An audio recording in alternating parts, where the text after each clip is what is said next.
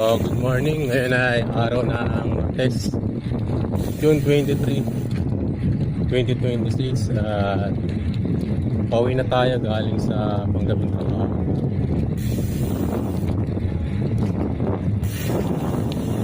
So, dito pa rin tayo dumadaan sa Manila Memorial Park. Tagos dito kasi dun sa may Maria Lourdes. Punta na yan pauwi sa aking bahay. So marami pa rin mga nagja-jogging dahil makulimlim yung panahon, pero parang pasikat na yung haring araw. Alright. So ito yung kaganapan ngayon sa Manila Memorial. Parang pasikat na yung haring araw Kaya medyo maganda pa rin mag-jogging kahit na mag-aalas 7 na ng umaga. Dahil wala pang ganong sikat ng araw. Ayan.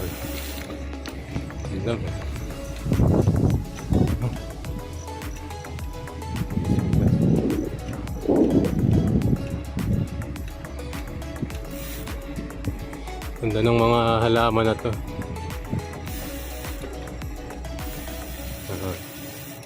So ilang ikot lang tayo dito mga kaibigan at mga kapadyak. At uuwi na tayo galing sa trabaho. Pauwi na tayo sa bahay. Konti lang tayong pag-uusapan ukol nga dun sa napipintong pag-aresto kay Senador Dante Marcoleta, na banggit nga niya sa kanyang video ay meron ng warrant of arrest na inilabas, at anumang araw mula ngayon ay pwede na siyang arestuhin. Pero ganun pa man ay hindi daw siya magre-resist, kundi sasama siya ng mapayapa at maninindigan siya at ipagtatanggol niya ang kanyang sarili tungkol sa inimbentong kaso sa kanya ng Office of the Ombudsman tungkol sa kasong plunder at bribery. Yan. Pero ilang araw na ang nakalipas ay wala pa rin inilalabas na warrant of arrest ang Sandigang Bayan. Batay yan sa pahayag ni DILG Secretary John Vic Remulla na wala pang naisasampang kaso kay Senador Dante Marcoleta, kaya wala pa ring warrant of arrest na inilalabas. So tingnan nyo ang kanilang strategy mga kaibigan at mga kababayan. Magsasalita ba ang butihing Senador Dante Marcoleta na ganun-ganun na lang kung talagang walang warrant of arrest laban sa kanya? Ito ay isa na lamang estratehiya ng gobyernong sindikato na to Nais lang nila na kapag ka-sinerve ang warrant, siguro ito yung opinion ko, ay baka magtago, at ang iniisip pa nila na lugar para magtago sila Senador Dante Marcoleta ay yung dun sa mga templo sentral ng Iglesia ni Cristo. So kama naman nakakita ng ganyan. Kailanman mga kaibigan at mga kapadyak at sa mga nakakarinig ng vlog ko yun, kailanman ay hindi magtatago si Senador Dante Marcoleta, lalo na sa templo sentral ng Iglesia ni Cristo na nasa Quezon City. Malabo po yung mga kaibigan at mga kapatid. Sinabi nga niya na paninindiganan niya lahat na akusasyon laban sa kanya at sasama siya ng matiwasay sa otoridad. Ang dahilan siguro kaya gusto nilang ganun ang gawin nila na pasukin ang sentral ay pinaghihinalaan nila na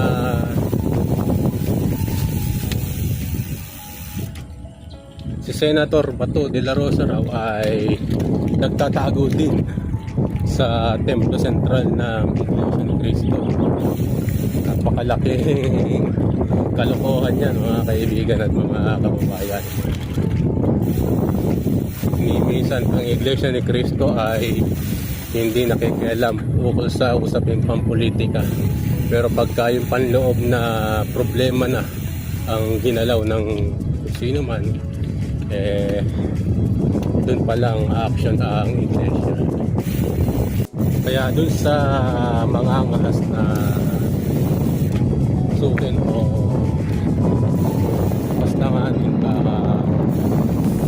templo sentral ng Iglesia ni Cristo, na kinikilala na yung mga Iglesia ni Cristo na isang sagrado na lugar, ay hindi po kami papayag.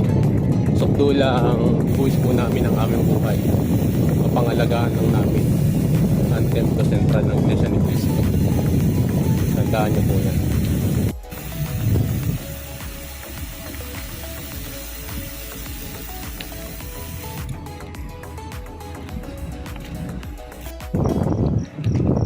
So, nagtatanong kung bakit ganito na lang kami nagmamahal sa templo ng Diyos o sa mga bahay, sambahan ng Iglesia ni Cristo, sapagkat pinahahalagahan namin ang bahay ng Diyos. Kinikilala namin ito na pinakasagradong lugar, na dito ay isinasagawa namin ang aming mga pagsamba sa Diyos.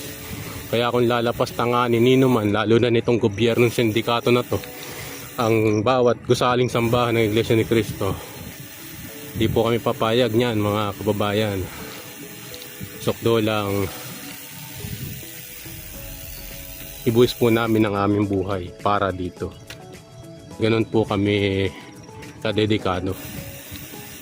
At sa mga lalapastangan din sa aming tagapamahalang pangkalahatan, ganon din. Wala kayong karapatan para usigin o lapastanganin ang aming tagapamahalang pangkalahat. Sino kayo para usigin ang aming tagapamahalang pangkalahatan? Kaya mag-isip kayo na ang halos 1,000,000 beses kung gagawin nyo yun. Kasi kapag ginawa nyo yun, mga taong gobyerno, yun ang simula na ang pagbagsak nyo. Parang hinatulan nyo na ang inyong sarili. Bagamat hahatulan naman talaga kayo ng Diyos sa tamang panahon, pero pinangunahan nyo na ang Diyos. Kaya huwag nyong subukan na lapastanganin ng templo ng Diyos.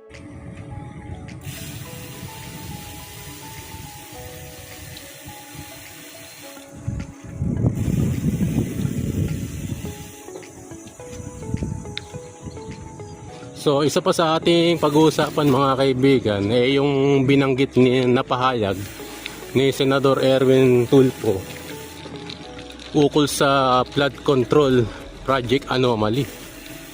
Ayan. May binanggit siya na marami pa tayong dapat na imbestigahan o askasuhin sa Blue Ribbon Committee. Bakit ayaw pa munang mag-move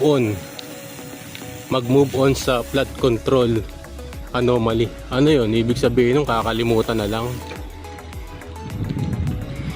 Senador Bendalo, ikaw yung mga salita mo wala sa linya, wala sa ayos Paano kakalimutan ng mga kababayan natin na araw-araw binabaha, lalo na ngayon na tag-ulan? Araw-araw na naghihirap sa panahon ng tag-ulan, tapos kakalimutan na lang. Huwag kayo maniniwala kay Bendalo o Erwin Tulfo sa mga pinagsasabi niya.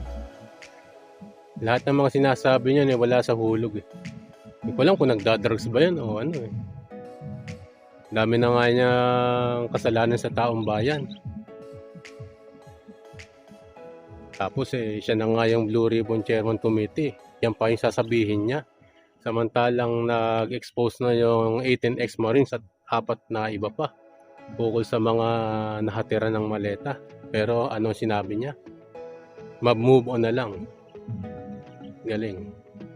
Move on.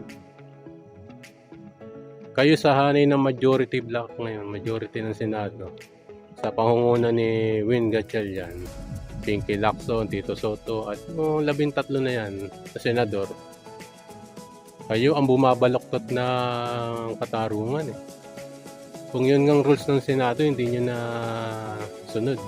Yung pa kayang saligang batas.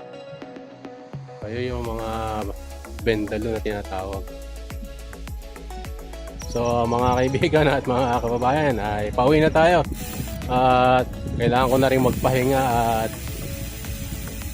ilang araw na rin sumasakit ang aking ulo. Di ko alam kung bakit. Siguro dahil lang sa puyat o what. Siguro dahil sa palagi ang nakaano sa cellphone yung aking mata.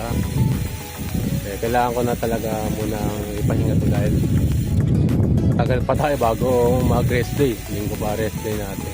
Yan.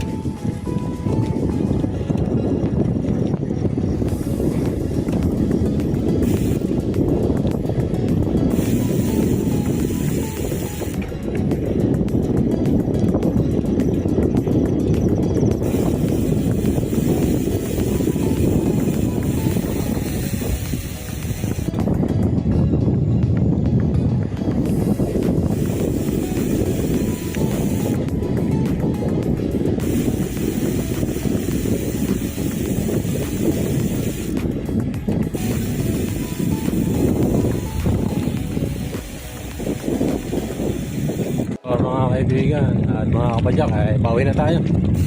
At ito na, pauwi na tayo sa ating bahay sa Clarendon, Bulacan sa Merit Place Subdivision.